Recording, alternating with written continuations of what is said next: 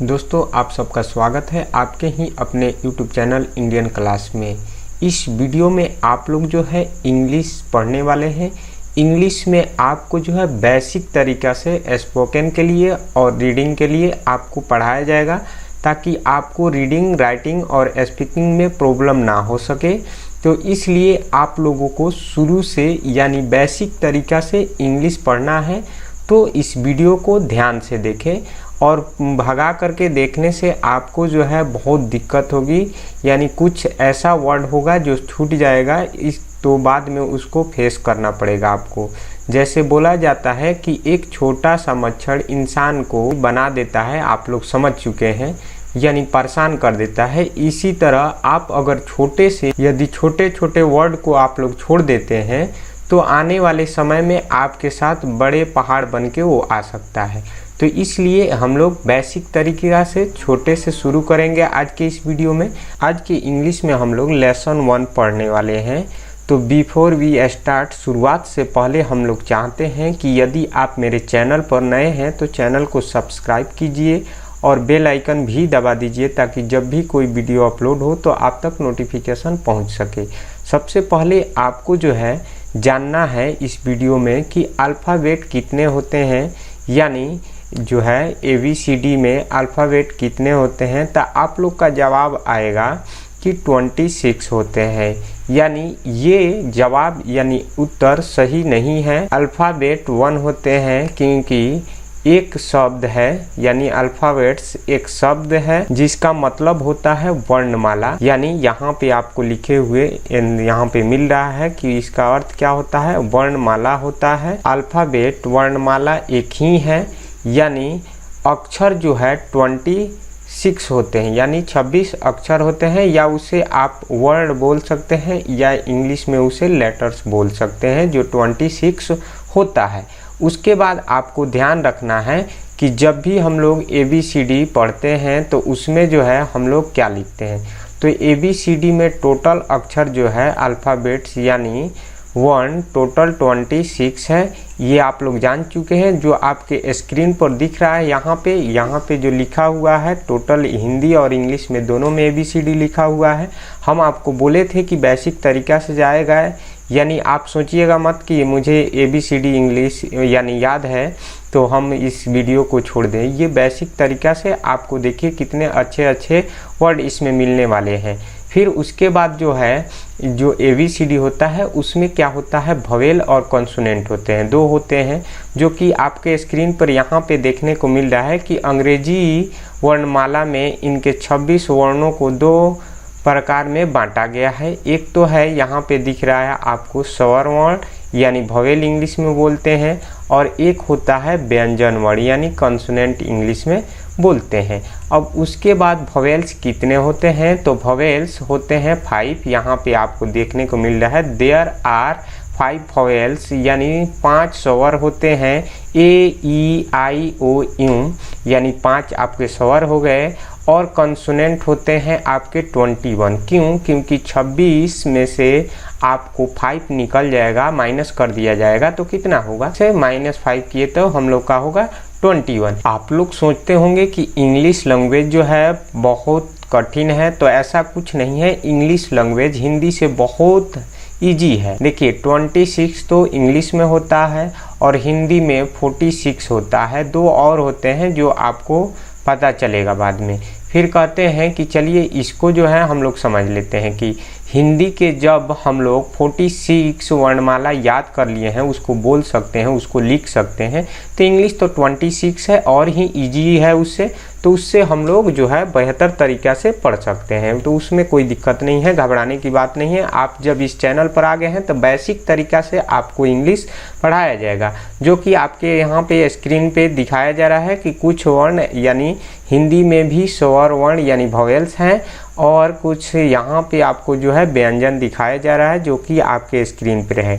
तो आज जो है ये भी आप लोग जान चुके हैं कि हिंदी में कौन स्वर है और कौन भवेल है। A-I-E-U जो है ये सब स्वर है, क ख जो है आपका व्यंजन है। इसमें जो है आपको समझ में आ चुका होगा। चलिए आगे की ओर देखते हैं। अंग्रेजी वर्णमाला में जो है जो 26 लेटर्स होते हैं उनको दो टाइप से लिखा जाता है। एक तो होता है अपर केस, यानी यहाँ पे अपर केस यानी कैपिटल लेटर जिसको ABCD बड़ा वाला बोलते हैं हम लोग, और फिर एक होता है लोअर केस यानी स्मॉल लेटर यानी छोटा वाला ABCD, जो कि आपको यहाँ पे देखने को मिल जाता है। ठीक है, क्या आप जानते हैं कि जो है लेटर फ्रॉम अ वर्ड, यहाँ पे जो है आपको दिख रहा है लेटर्स फ्रॉम अ वर्ड यानी अक्षरों से मिलकर शब्द बनता है, यानी लेटर जो होते हैं उससे मिलकर क्या बनता है, उससे मिलकर शब्द बनता है। उसके बाद हम लोग ध्यान देंगे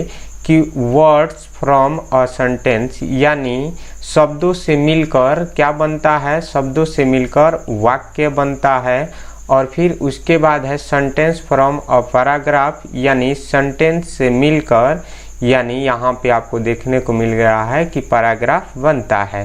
फिर इस तरह से आप लोगों को ये भी समझ में आ गया है। जैसे उदाहरण में नीचे दिया हुआ है, Mujib is a good guy, he is my best friend, I love him a lot. यहाँ पे तीन वाक्य दिया हुआ है। अब यहाँ पे जो है आप लोग देख रहे हैं कि शब्द कितने हैं, तो 15 शब्द और 43 अक्षर, यानी there are 15 words and 43 letters. यानी इस सेंटेंस में जो है Mujib is a good guy और he is my best friend, I love him a lot, यहाँ पे जितने भी शब्द हैं उसके नीचे यहाँ पर जब हम लोग जोड़ेंगे, जो यहाँ पे दिख रहा है मुजीब और he is friend him a lot, ये सब जो हम लोग जोड़ेंगे तो शब्द जो है 15 बनेंगे और 43 जो है लेटर्स बनने वाले हैं। यानी इस तरह से हम लोग समझ चुके हैं कि लेटर कितने होते हैं और शब्द कितने होते हैं। और जो है हम लोग ये जानने वाले हैं कि किसी व्यक्ति से हम लोग मिलते हैं तो अभिवादन करते हैं, यानी जो है नमस्कार, अस्सलाम वालेकुम यानी पेश करते हैं या सत श्री अकाल बोलते हैं। उसके बाद जो है हम लोग उसी बात को इंग्लिश में कैसे प्रेजेंट करेंगे, तो आप लोगों को इस पे ध्यान रखना है कि जो अभिवादन का तरीका है इस बात पर निर्भर करता है कि जिस व्यक्ति से आप बात करने वाले हैं वो आपसे यानी आपसे उम्र में बड़े हैं या रिश्ते में या फिर ओहदे में बड़े हैं, यानी फिर या आपके हम उम्र के हैं यानी आपके समान उम्र के हैं। इस तरह से आप लोग जो ध्यान में रख के बात करेंगे तो अच्छा रहेगा। तो आपको ये ध्यान रखना है कि जब आप किसी व्यक्ति से सुबह में मिलते हैं तो आप उससे जो है गुड मॉर्निंग यानी पेश करते हैं। यानी सबसे पहले आपको उसमें ये ध्यान रखना है कि सुबह से लेकर दोपहर 12 बजे तक आप गुड मॉर्निंग बोल सकते हैं। ठीक है, उसके बाद यहाँ पे आपको दिख रहा है कि मिलने पर आप गुड मॉर्निंग बोल सकते हैं, good morning sir, good morning madam, या आप अपने good morning father, good morning mom, इस तरह से आप लोग विश कर सकते हैं। उसके बाद अगर आप वहाँ से आप विदा लेना चाहते हैं, उनसे जो है मिलकर वापस जाना चाहते हैं, तो आप बोल सकते हैं बाय बाय, या आप बोल सकते हैं टेक केयर या सी यू या हैव अ नाइस डे, इस तरह से बोल सकते हैं। या उसके बाद जो है अगर टाइम 12 बज गया है उसके बाद हम लोग क्या बोलेंगे, यानी दूसरे व्यक्ति से 12 बजे के बाद अगर हम लोग मिलते हैं तो उससे क्या बोलने वाले हैं, जो यहाँ पे दिख रहा है दोपहर 12 बजे से लेकर के शाम 5 बजे तक आप उससे बोलेंगे गुड आफ्टरनून, यानी मिलने पर आप उससे क्या बोलेंगे गुड आफ्टरनून। जहाँ हम लोग गुड मॉर्निंग यूज कर रहे थे वहाँ पर अब हम लोग गुड आफ्टरनून बोलेंगे। फिर उसके बाद ध्यान ये रखना है कि जब हम उससे वापस यानी विदा ले रहे हैं, मिलकर उधर से रिटर्न आ रहे हैं, तो हम लोग बोलेंगे bye bye, take care, see you, have a nice day, इस तरह से सेंटेंस यूज कर सकते हैं। उसके बाद जब हम लोग आगे बढ़ेंगे, समय उससे और जब अधिक हो जाएगा तो शाम के 5 बजे से सोने तक, यानी आप लोग शाम जब 5 बज जाता है उसके बाद हम लोग क्या बोलने वाले हैं, तो उसके बाद हम लोग बोलेंगे गुड इवनिंग, यानी गुड इवनिंग यानी क्या बताया जा रहा है कि शाम का नमस्कार। यानी इस तरह से आप लोग जो है गुड इवनिंग बोल सकते हैं। या उससे जब आप लोग विदा लेना चाहते हैं, यानी आप जब वहाँ से जाएंगे तो शायद आप सोने के लिए ही जा रहे हैं, तो जब सोने के लिए जा रहे हैं तो आप बोल सकते हैं गुड नाइट या टेक केयर या बाय बाय या सी यू। इस तरह के सेंटेंस आप लोग विदा लेने पर बोल सकते हैं। हाँ, अगर आप किसी व्यक्ति से मिलते हैं जिसमें ये लगता है कि इस बंदे से हम क्या है फ्रेंकली है, या अपने भाई बहन से क्या है फ्रेंकली है, तो उस समय आप यूज कर सकते हैं हाय हेलो का प्रयोग कर सकते हैं। यानी फ्रैंक है तभी इसको यूज करें, अन्यथा आप ना यूज करें तो बेहतर रहेगा। तो इस वीडियो में बस आपके लिए इतना। अगले वीडियो में हम लोग लेके आने वाले हैं इससे भी बेहतर तरीका से और इससे भी अच्छा वीडियो। तो चलिए आज के लिए विदा लेते हैं। अगर आपको हमारा वीडियो पसंद आया है तो वीडियो को लाइक कर दीजिए, सब्सक्राइब कर लीजिए चैनल को, ताकि जब भी कोई वीडियो अपलोड किया जाए तो आप तक नोटिफिकेशन पहुंच सके। Bye bye.